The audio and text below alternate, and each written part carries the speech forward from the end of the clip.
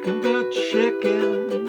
Hey, chicken is a popular word, but anywhere you go, you're bound to find that a chicken ain't nothing but a bird. Some people call it a fowl, at least that's the story I heard.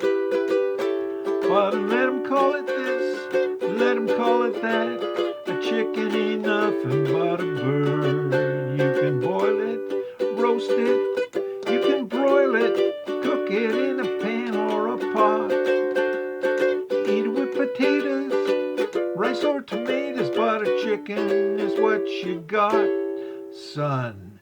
It was a dish for old Caesar and also King Henry III. But Columbus was smart, said you can't fool me, a chicken ain't nothing but a bird. You can boil it, roast it, broil it, cook it in a pan or a pot.